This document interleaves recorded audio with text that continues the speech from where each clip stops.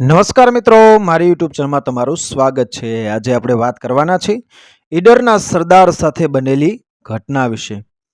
ચાંપાચૂક કરીએ નરેન્દ્ર જો ભારત નહીં, ગુર્જર ધરા ધરે કરી દે તો સૂરજ કદરમ। હે ચાંપા, તે તો ભારે ભૂલ કરી। સૂરજસિંહ જેવા મર્દને દગેથી માર્યો ન હોત તો આખા ગુજરાતની ધરતીના રખવાળા કરત અને ઘરે કરી દેત। દાંતા અને પોશીના વચાળે ડાબી જમણી આંખ માંડીને ઊભેલો એ ધોવાનો ડુંગરો એટલે ગુર્જરી ધરાનો રખેવાળ ને રક્ષક। સૂરજનું કિરણ પણ પ્રવેશી ન શકે એવી ઘટાટોપ ઝાડી, વંકી ગાળીઓ અને ભેંકાર ભોંયરા। પગ મૂકતા જ એ જેવા તેવાના કાળજા ફાટી પડે એવા એના આકરા રૂપ। આવા ડુંગરાની ઓથ લઈને ગુજરાતના શૂરવીરો એ ગાયકવાડી ફોજને માથે ત્રાપડ બોલાવે છે। ગુજરાતને ગમરોળવા એ ભોમકામાં ભાગ પડાવવા આપા સાહેબ મરાઠાઓનું લશ્કર લઈને ગુજરાતના ગામડા ભડકે બાળી રહ્યા છે। ત્યારે એ ગુજરાતના સરદારો ધોવાના ડુંગરા માથેથી મરાઠી ફોજને તગડી મૂકવા મારો ચલાવી રહ્યા છે। એક ધારા ધમસાણથી અને ધુઆ ઉપરથી પડતા એ સરદારોના ઘાથી આપા સાહેબે ગામડા પડતા મૂકીને ધોવાની માથે ચડવાનું શરૂ કર્યું। માણસ હાથ તાળી દઈને ગેપ થઈ જાય એવી જાડી વચ્ચે સાપના લીસોટા જેવી સાંકડી કેડી ઉપર ફોજ ચડવા માંડી। સરદારો ચૈત્યા, ફોજને પાછી પાડવા ઉપરથી ઘા ચીકવા માંડ્યા। આપા સાહેબની નજર તળે એ કેળવાયેલું સૈન્ય ઘાના નિશાન ચૂકવા માંડ્યા ને કુવાના આશરાની લગોલગ પહોંચ્યું કે પહોંચશે એવા મોકા સધાઈ જતા સરદારો ફોજને થાપ ખવડાવવા એ ઈડરની ઓતરાદી દિશામાં ઉતરી ગયા। મેવાડ પરગણાના પાનવરા માથે થઈને અલોપ થઈ ગયા। આપા સાહેબ ખાલી હાથે ધુઆ માથેથી ઉતરીને એ માંદેતી ઉપર ત્રાટક્યા। બબ્બે અઠવાડિયાથી મોટી ફોજ સાથે આથડતા આપો સાહેબ કાળજાળ બની ગયો। જ્યાં જ્યાં ગયો ત્યાં ત્યાં સામા પડકારા થયા। ફોજની માથે ગુજરાતના સરદારોએ આદુ આવ્યા, તેથી આકરો બની ગયેલો એ આપો સાહેબ વધુ ભભૂક્યો। ગામડે ગામડું ભડકે બાળવા માંડ્યો। માંદેતી બાળ્યું, પોશીના લૂંટ્યું અને મૌને માથે માછલા ધોયા। પ્રજામાં મહાકાર વર્તાઈ ગયો। આગમાં રાખ થતી એ માલ મિલકતથી રૈયત રાડ દઈ ગઈ। ગામડે ગામડું ધ્રુજી ઉઠ્યું।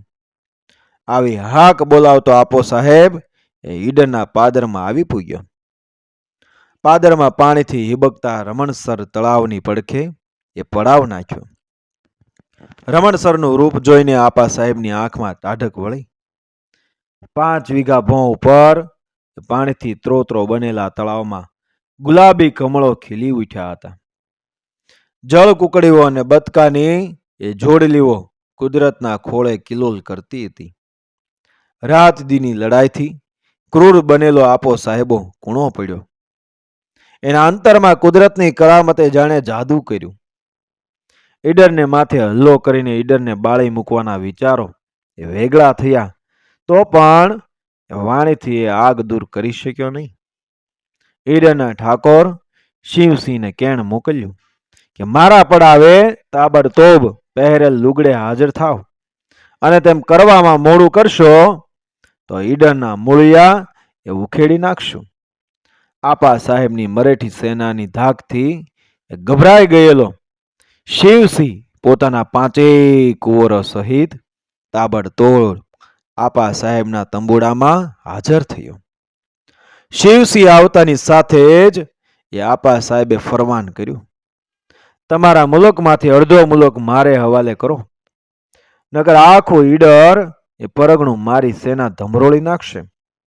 આપા સાહેબ, આખા પરગણાના રખવાળા તો સરદારો કરે છે, હું તો ઠાકોર છું એટલું જ, બાકી તો જે રખેવાળા કરે એને જ કબૂલાત આપવાનો અધિકાર।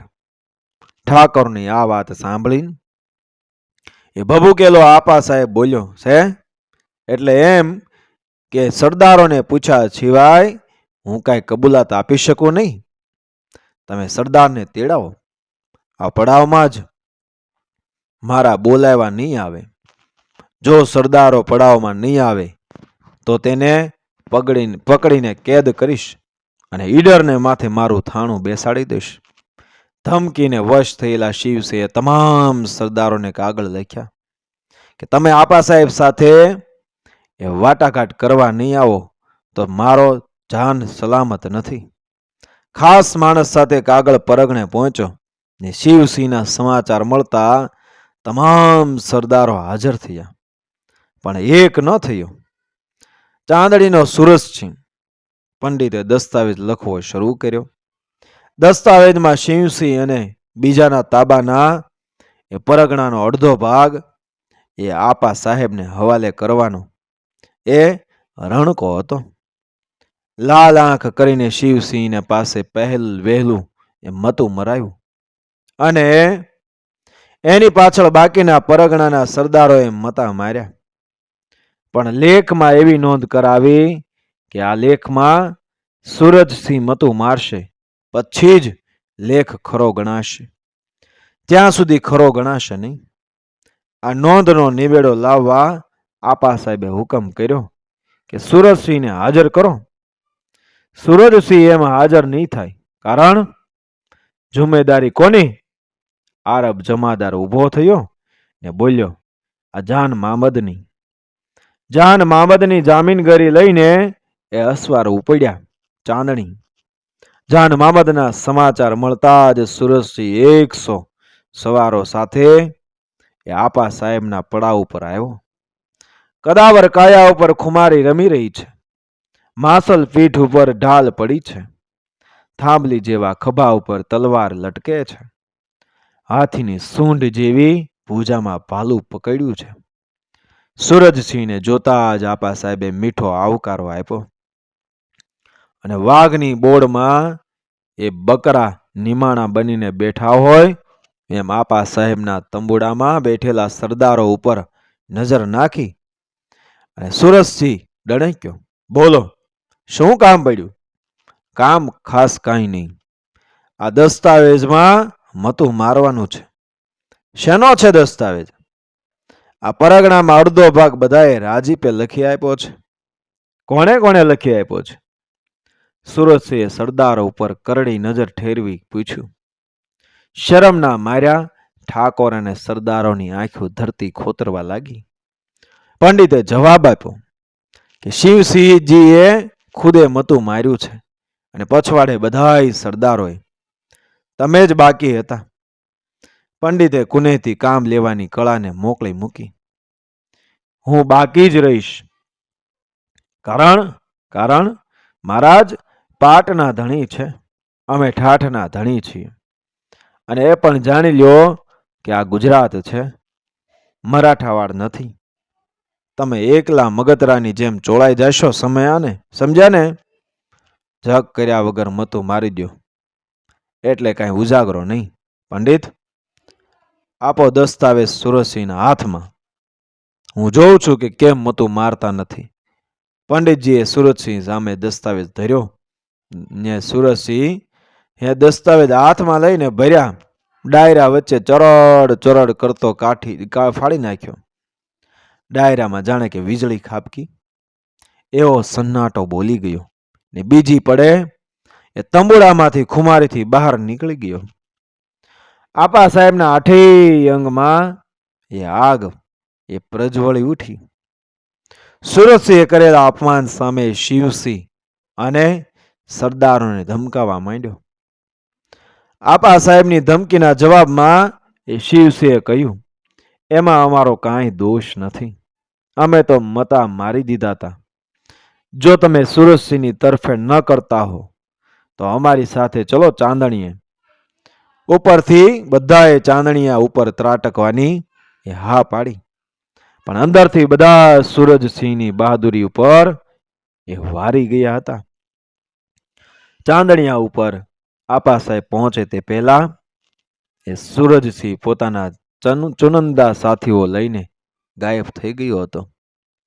આપા સાહેબ ચાંદણીયાને એ આગ લગાડી ગામને ફૂંકી માર્યું એના વાવડ ધુવાડાના ડુંગરા ઉપર સુરજસિંહને મળતા જ આપા સાહેબના પડા ઉપર એ મધરાતે પડ્યો અને 14 મરાઠાઓના મળદા ખડકીને ભાગી નીકળ્યો.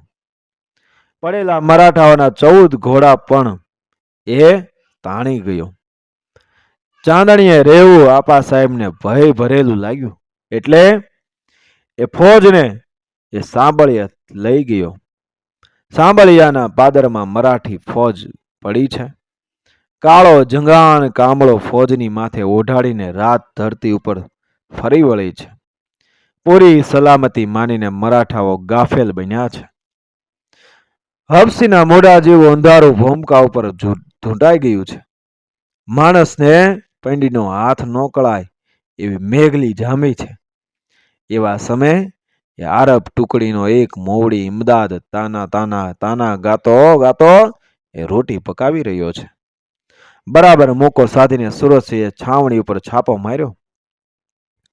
પહેલે ઝાટકે આરબનું માથું રેળવી દીધું. રોટી મંગાળા ઉપર શેકાતી રહી ગઈ અને છાવણીમાં ભંગાણ પડ્યું. એક તો અંધકાર કાંઈ સૂજે નહીં, તેમાં ઘોડે ચડેલા એ સુરજસિંહના સવારોએ છાવણીમાં તાશીરો બોલાવ્યો. આપા સાહેબના ટાંટિયા ઢીલા પડી ગયા અને ગુજરાતના ગામડા લેવા વહમાં થઈ પડ્યા. ઢીલા પડેલા આપા સાહેબની માથે શિવસિંહે લાગ જોઈને એ કાંકરી મારી. આ સુરજસિંહ ભારે જોરુકો જણ છે. એ તમને અને તમારી ફોજને એક રાતી આ ગુર્જર ધરા ઉપર એ જંપવા નહીં દે. માટે તમે પાછા ફરો. હું તમને 20,000 રૂપિયા તમારી ફોજ ગયા પછી પહોંચતા કરીશ.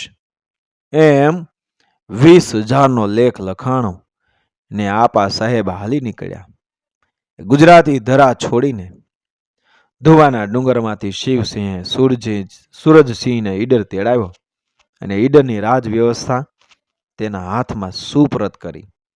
અને ત્યારે એ ચોખ્ખાઈના સ્વાદિયા સુરજસિંહનો એ બાબતમાં ભારે કડપ હતો અને દરબારની નોબત વગાડનારે ઈડરના જાહેર રાજમાર્ગ ઉપર ગંદકી કરી. એની જાણ સુરજસિંહને થતા જ એણે નોબત વગાડનારને ગળેથી દોરો બાંધ્યો અને પછી નદીના ઊંડા દરામાં એને જોબોળ્યા કર્યો. એ મર્યો ત્યારે એના શબને છોડી દીધું. એમાં એક દી સુરજસિંહે એ ઈડરના કુંવરને ખાણા માટે નોતર્યો હતો. કુંવરનું ખાણું એનો ખાસ બ્રાહ્મણ રસોઈયો જ બનાવતો હતો. ભાત ભાતના ભોજન રંધાઈ રહ્યા હતા. ગામના આથમણા ઝાંપાના રાજ ઉતારામાં રસોઈ તૈયાર થઈ રહી હતી. રસોઈ કરતા કરતા બ્રાહ્મણ માઢ મેળીના મેળા ઉપર થૂક્યો ને સુરજસિંહની નજર પડી. થૂકનાર બ્રાહ્મણ ઉપર તાળુકીને સુરજમલ બોલ્યો, તારું થૂકેલું તારી જીભે પાછું ગળી લે. બ્રાહ્મણ હાથ જોડીને બોલ્યો, મારી ભૂલ થઈ ગઈ છે તો હું મારા ધોતિયાથી સાફ કરી નાખું, પણ થૂક્યું નહીં ગળાય. સુરજસિંહે ત્રાડ નાખી, થૂક્યું તારી જીભે જ ચાટવું પડશે. પોતાના બ્રાહ્મણ રસોઈયાની ભૂલ માટે આવી આકરી સજા કરતા સુરજસિંહને કુંવરે રોકતા કહ્યું, વાંક મારા રસોઈયાનો છે, તેથી હું મારી શાલ વતી લૂછી નાખું, તમને સંતોષ થતો હોય તો. છતાં પણ સુરજસિંહ થૂક તો બ્રાહ્મણને મોઢે સાફ કરાવે જ રહ્યો અને કુંવરથી પોતાના રસોઈયાનું આ અપમાન સહન ના થઈ શક્યું. તે ઉઠીને હાલી નીકળ્યો અને રસોઈના ઠેકાણે પડી રહી. કુંવરે વાતને કોઠે પાડી દીધી. વાતનો એકેય અણસારોય જણાવા ન દીધો. 2 વર્ષનો ગાળો માથે ગળગોટિયા ખાઈને હાલી નીકળ્યો. કુંવર એક દિવસ સુરજસિંહને ઈડરના ગઢ ઉપર લઈ ગયો અને અગાઉથી ગઢના કોઠામાં ગોઠવી રાખેલા સૈનિકોએ અણધાર્યો તલવારનો ઘા વીંજીને તેનું માથું રેડવી દીધું અને દગેથી પડેલા સુરજસિંહનું શવ પણ સૈનિકો અને કુંવરોને ડારી રહ્યું હતું. અને ઈડરને માથેથી જાણે કે ઓઢણું ઉડી ગયું અને ઈડરને એ રંડાપો વેઠવો પડ્યો. મિત્રો, વિડીયો પસંદ આવ્યો મારી ચેનલ સબસ્ક્રાઈબ કરો, ફોલો કરો, શેર કરો. મળે આવી જ ઘટનાને પ્રેરણાદાયક આપણા ઇતિહાસ સાથે, સંસ્કૃતિ સાથે આગળના વિડીયોમાં. જય શ્રી કૃષ્ણ. રાધે રાધે.